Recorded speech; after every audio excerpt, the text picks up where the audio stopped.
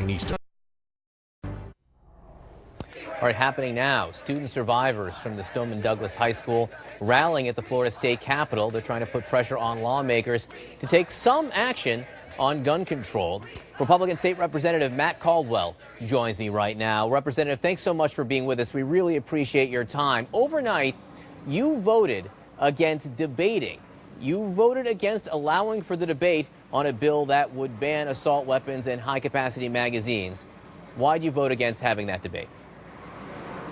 Yeah, thanks for having me on. Look, first of all, that wasn't just a ban on high-capacity magazines. That was a ban on all guns. And second of all, it was a procedural vote. We don't pull bills out of committee. We haven't the whole time I've been here, and we're not going to start doing it now. We're going to have substantive debate. I expect that next week we're going to have a recommended package that comes as a result of the meetings the governor had yesterday, and we're going to hear that in committee, and we're going to move that to the floor. We need to be focused on real solutions. These maniacs that attack our schools, they're essentially lone wolf terrorists, sure. And we have to have strategies to focus on that. You've got a great example here of where the FBI had been reported to, the school had been reported to, local law enforcement had been reported to.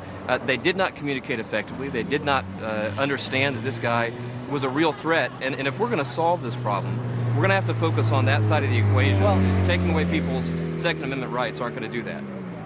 So it doesn't sound like you're open to any discussion about gun legislation or gun control. Is that correct? I mean, I'm saying this was a vote against even debating it. It doesn't sound like you're open to even having the discussion. Well, again, it was a procedural vote. We don't pull bills out of committee. I guarantee that we're going to have the debate. We're going to have a package that we're going to bring up in committee next week. We'll have it on the floor. We're going to respond to this. There's no question about it. But we need to respond with tools, I think, that are going to make a difference about it.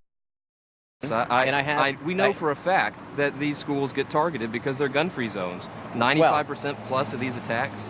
Do you know for a fact that's what happened in this case? We don't know for a fact that's what happened in this case. Just you know. We don't, listen, correct? Over and over again, you look all across the country.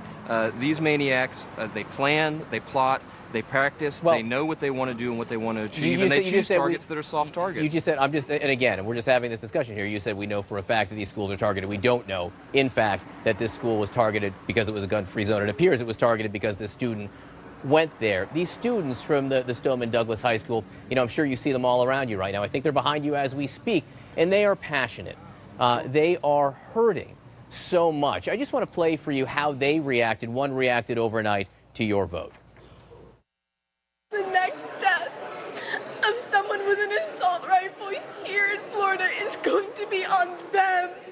It's going to be on them, and it's going to be their fault that those people are dead, and that those people aren't going to go home to their families, and that there's going to be an empty space in people's lives, and it's going to be their fault. I guess, and again, I know where you stand on the discussion on the Second Amendment and on AR-15s and assault weapons. I'm not going to ask you to respond to that again, but just in general, the presence of these students, what kind of an impact is it having on you? Look, there's no doubt. This is a tragedy. They're grieving. I get that. I've had friends that have been murdered. I've had friends commit suicide. I understand what that grief feels like. What we need to be focused on are solutions that are going to make a difference. And I think the worst scenario, the absolute worst scenario, is that we go out and we ban guns and we tell everybody that we've solved this problem, and we haven't. We haven't solved the problem, and then you're going to have another attack, and people are going to ask, why? Why? I thought we solved this with this gun ban, and that didn't do anything to change the circumstance. Just two quick questions. Are you personally meeting with any students? We are. We've got them coming in this morning. To your office personally? Yes, absolutely. That's terrific. Absolutely. And you'll see I'm wearing the ribbon for Parkland in remembrance. And I think we're all mourning right alongside you for all that was lost there. You said you're looking for solutions here. You're also saying you do not want a gun ban. Well, you have fellow Republicans in the State House there who are also looking for solutions, and I don't think they believe they're proposing gun bans. There's a measure being proposed by Republican State Senator Bill Galvano down there, and I understand there's going to be a version in the House that you'll get a chance to look at also.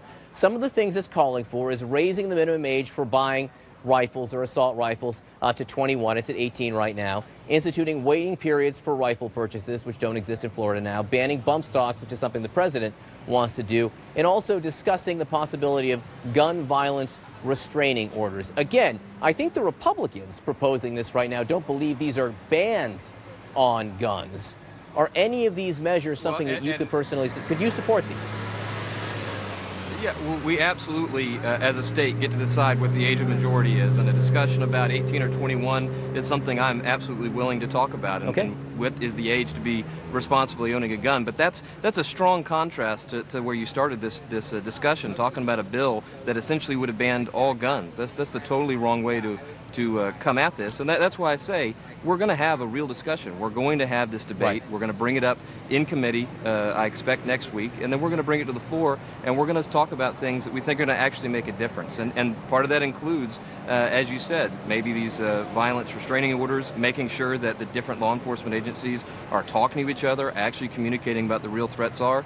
And I believe that these schools, that these areas where things happen because they are soft targets. They happen because we designate them gun-free zones. Everywhere else in society, concealed weapon permit holders can carry without restraint. They are statistically the safest people. I listened to your commentator in the previous section say that that's very dangerous to have reciprocity. That's crazy.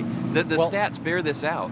A law enforcement officer is more likely to commit a crime than a CWP holder. In point of fact, I was asking you at the beginning about your vote yesterday, which was about not debating the measure on AR-15s and assault weapons right there. I wasn't asking you or pressing you on that. I'm asking you about all of these proposals, which I think will be discussed in the coming days, and we appreciate you coming on and discussing them with us now. Representative Matt Caldwell of Florida, thanks so much for being with us. Thanks, John. All right, we're following we have a lot of breaking news this morning. School shooting survivors rallying in Florida. The president calling out his own attorney general again, this time for not investigating former President Obama, and of course the loss of evangelist Billy Graham. The deadliest